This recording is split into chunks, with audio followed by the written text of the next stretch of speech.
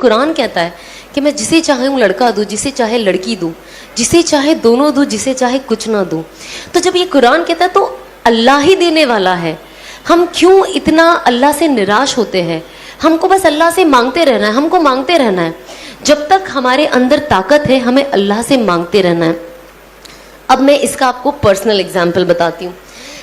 جب 2012 میں بگ باس سے نکلی تھی، اور اس سے پہلے بھی آف کورس میں کام کرتی تھی، پیسہ تھا، بٹ پتہ نہیں کیا ہوا جو 2013 سے میرا پہلا عمرہ کا سفر الحمدللہ شروع ہوا.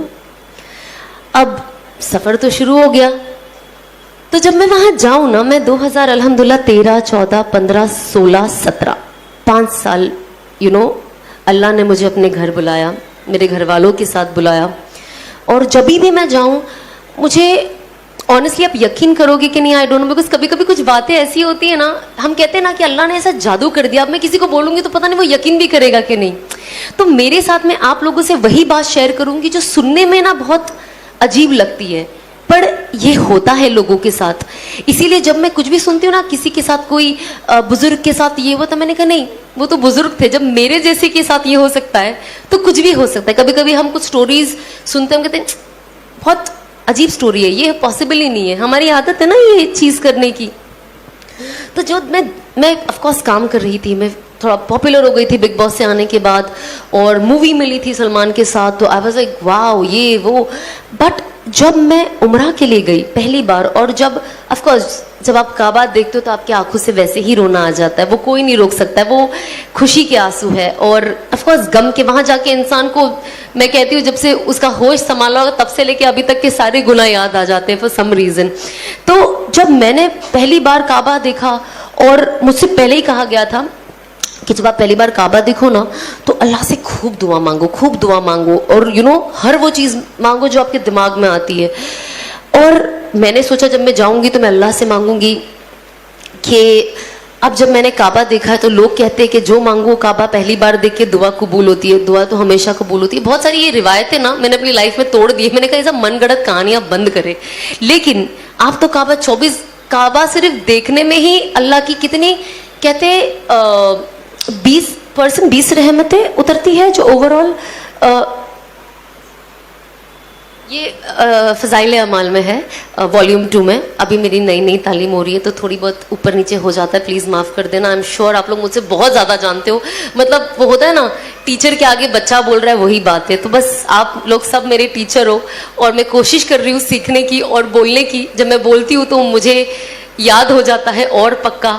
اور آپ لوگوں کو ہر چیز بتانے کا صرف یہی نظریہ ہے کہ وہ عمل میں اپنے اندر لے آؤں، کیونکہ ہم کو سب کو شیطان سے بچنا ہے مرتے دم تک. تو جب میں وہاں گئی نا تو مجھے ایسا لگتا تھا پہلے میں جاؤں گی نا، میں کہوں گی اور پکچریں دے دے اللہ میاں مجھے، اور کام دے دے، اور پاپولر کر دے. میرا دماغ میں یہی تھا. پر اب یقین نہیں مانو گے، جب میں گئی اور میں نے پہلی بار کعبہ دیکھا، میرے دل سے یہ دعا نکلی کہ اللہ مجھے ہدایت دے دے.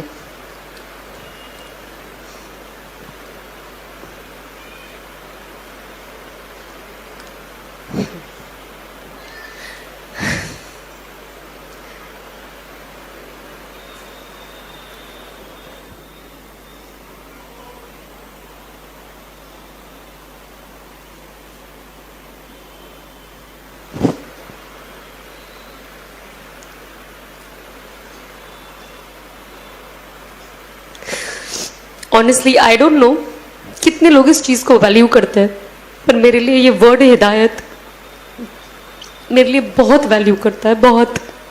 اس چیز نے میری دنیا اور شاید میری آخرت بدل دی ہے. اور کہیں نہ کہیں جو اسبابی طور سے دکھتا ہے، میں سوچتی ہوں شاید مجھے جہنم کی آگ سے بچا لیا ہے. تو جب یہ ورڈ ہی آتا ہے نا تو میرا دل بہت بھر جاتا ہے کہ اللہ نے کیسا کر دیا. مطلب جب ہم پڑھتے ہیں نا قرآن شریف، اور اس میں لکھ کے آتا ہے کہ اللہ جسے چاہے ہدایت دے.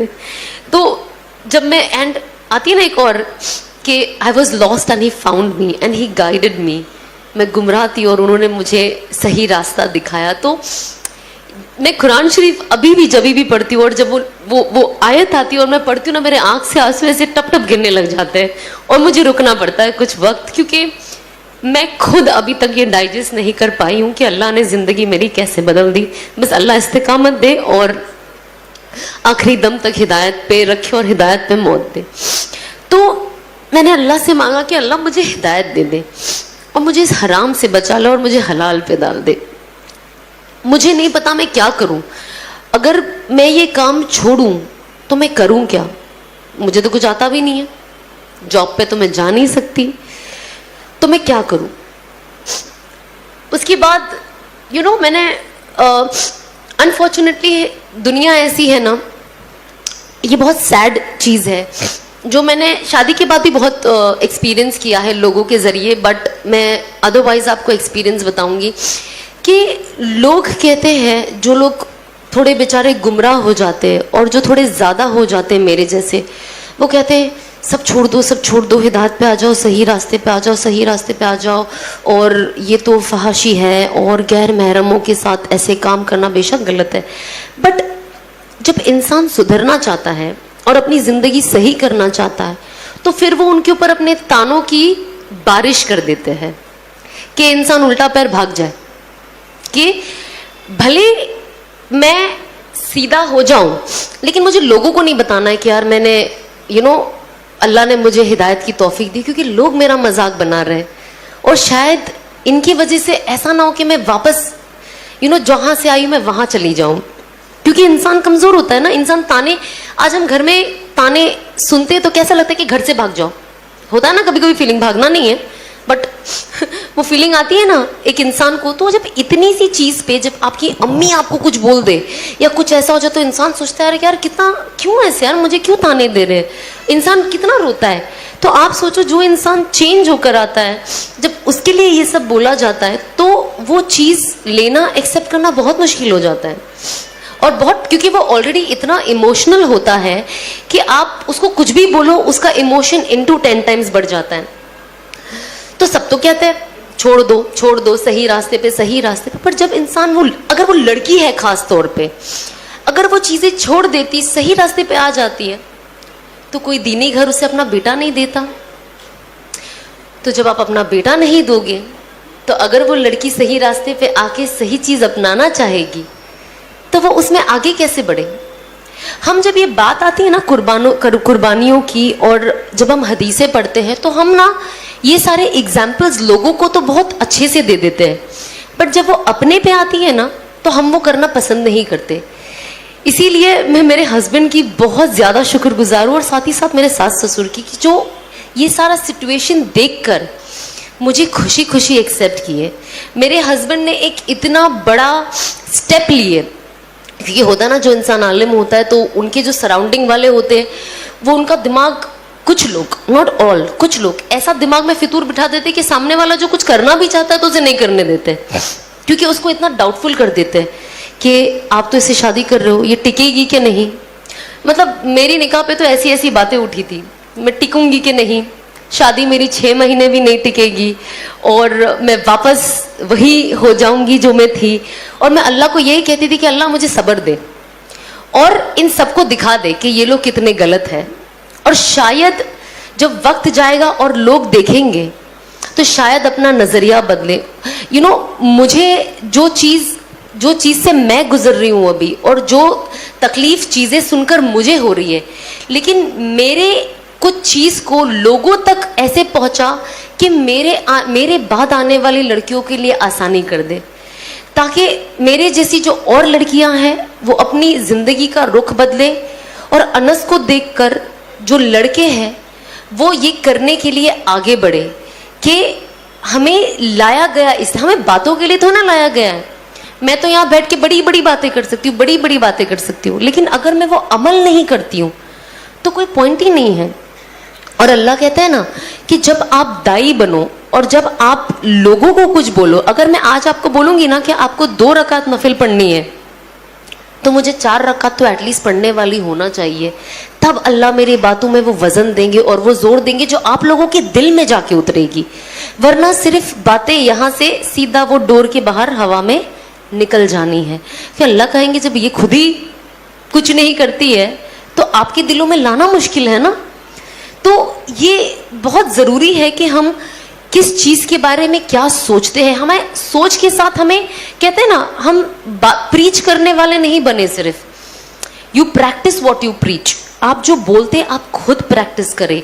तो मैं ऑफ कोर्स बातें करने से पहले मैंने प्रैक्टिस करना शुरू किया, और जितनी चीज मैं अभी प्रैक्टिस करती हूँ मैं वो चीज बातें करती हूँ, और जो चीज मैंने नई नई अमल में लाई है मैं वो भी कोशिश करती हूँ कि मैं शेयर करूँ, ताकि साथ ही साथ जिन किसी को एक्चुअली पता, आप यकीन नहीं मानोगे, जैसे मुझे मेरे शौहर एक कोई बता देते कि आप ये पढ़ो, यू नो ये पढ़ने के बाद ये ज़्यादा ज़रूरी है और इससे फलाना फलाना फ़ायदा है. पता है मेरी सबसे पहली फीलिंग क्या होती है? मैं जल्दी से इंस्टाग्राम पे डाल दूँ ताकि सब पढ़ ले और सबको ये फ़ायदा हो जाए. आज अल्लाह ने ऐसा किया है कि ये फीलिंग सबसे पहली फीलिंग है जो मेरे दिल में आती है कि लोगों का फ़ायदा हो, लोगों का फ़ायदा हो. जैसे इन्होंने कहा, कुरान में लिखा है उखरिजत लिन्नास, कि हमें बनाया गया है एक दूसरे की बेहतरी के लिए. अल्लाह कहता है कि आप जाए और लोगों को बताएं कि मुझे क्या पसंद है, और लोगों को जाकर ये भी बताएं कि मुझे क्या नहीं पसंद है. और जो मेरी सुन्नतों को फॉलो करेगा और हुजूर पाक सल्लल्लाहु अलैहि वसल्लम की सुन्नतों को फॉलो करेगा, वो बिल्कुल कामयाबी के रास्ते पे है. तो यही तो कुरान हमें कहता है एकदम खुले अल्फाज में. इसमें रीड बिटवीन द लाइन कुछ नहीं है कि अब आप इसके कितने मतलब निकालोगे, इसका कोई मतलब नहीं है. कट एकदम स्ट्रेट पॉइंट टू पॉइंट लिखा हुआ है. इसमें हमें कोई आगे पीछे की कोई दलाइल नहीं है, एकदम स्ट्रेट है. अगर ये कोई नहीं समझे तो वो बेवकूफ़ी होगा.